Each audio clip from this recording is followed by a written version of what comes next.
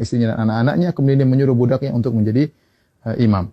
Ini dalil yang dijadikan dalil oleh para ulama bahwasanya boleh sholat id di rumah. Adapun bagaimana cara pelaksanaannya, secara umum pelaksanaannya sama saja. Tidak ada bedanya kita sholat id di rumah dengan sholat id di lapangan. Bedanya kalau di rumah kita tidak melaksanakan khutbah, itu saja.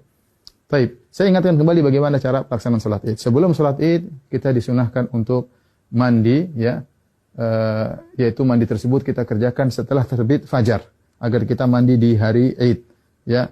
Setelah itu kita disunnahkan juga untuk makan korma dalam jumlah witir, ya, mau 3, mau 5, mau 7, karena itu sunnah Nabi SAW. Kenapa kita dianjurkan makan korma? Untuk menunjukkan bahwasanya hari tersebut adalah hari Al-Fitr. Al-Fitr secara bahasa artinya berbuka. Idul Fitri artinya hari berbuka, artinya kita sudah tidak puasa lagi. Maka kita tunjukkan bahwasanya kita berbuka. Sebagaimana kita berpuasa karena Allah, kita berbuka juga karena Allah, dan Nabi SAW segera menunjukkan berbukanya tersebut. Kalau tidak ada korma, maka sebenarnya Allah mengatakan boleh makan yang manis-manis. Kemudian setelah itu kita sholat id. Adapun sholat id, maka waktunya dimulai dari waktu syuruk, yaitu sekitar 15 menit setelah sunrise, setelah terbit matahari. Dan berakhir kata para ulama sebelum waktu zawal, yaitu sekitar 15 menit atau 10 menit sebelum azan zuhur. Di antara itu kita boleh melaksanakan sholat id. Tapi yang terbaik kita sholat id di awal waktu di pagi hari. Adapun pelaksanaannya, maka kita bertakbir rakaat pertama 7 kali, rakaat kedua 5 kali takbir.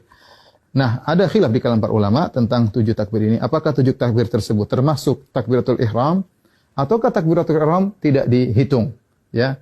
Takbiratul ihram tidak dihitung. Ini pendapat Imam Syafi'i rahimahullahu taala dalam kitabnya Al-Um, bahwasanya takbiratul ihram tidak dihitung. Jadi bagaimana caranya? Kita bertakbir dulu, Allahu Akbar. Ini takbiratul ihram.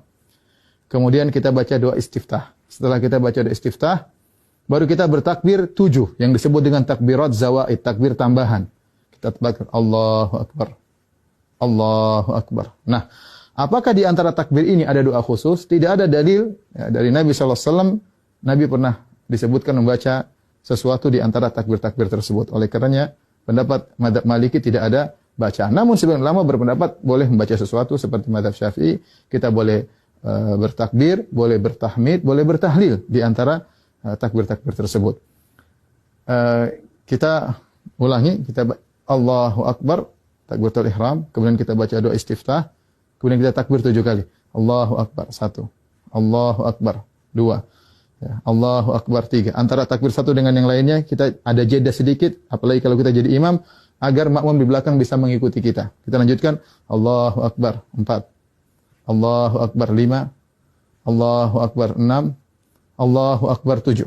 Setelah itu kita ta'awudz, kemudian kita baca Al-Fatihah. Setelah baca Al-Fatihah, kemudian kita baca surat. Nah, surat ini kita bisa baca, disunahkan baca surat Sabbihisma Rabbikal A'la, atau kita baca surat Qaf, ya. Salah satunya sunnah, seandainya seorang baca surat yang lain juga tidak jadi masalah. Setelah kita selesai baca surat, maka kita ruku, Allahu Akbar, ya, seperti biasa. Kemudian kita sholat, sampai kemudian kita pada rakaat, mau naik ke rakaat kedua, tatkala kita sujud, ya, kita sujud, kemudian kita mau bangkit ke rakaat kedua, maka kita bertakbir.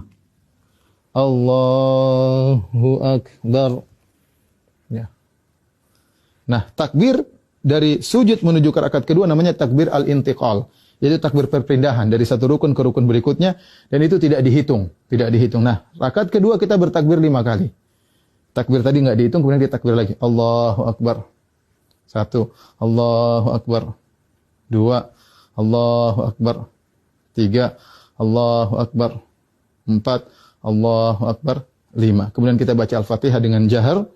Kemudian setelah itu kita baca surat, disunahkan kita baca surat Al-Ghasyiyah, atau kita baca surat Qaf, surat Al-Qamar, kita baca surat Al-Ghasyiyah, atau kita baca surat Al-Qamar. Kalau tidak, kita baca surat yang lain, tidak jadi masalah. Kemudian kita selesaikan sholat kita. Nah, setelah sholat, apakah ada khutbah? Jawabannya, Anas bin Malik ketika mengumpulkan anak dan istrinya, beliau tidak berkhutbah. Oleh karenanya, asalnya kita tidak berkhutbah. Namun sebagian ulama seperti Ibn Qasim dari mazhab Maliki mengatakan jika berkumpul banyak orang, maka ada yang berkhutbah, maka itu baik. Tidak mengapa, tidak terlarang. Ya.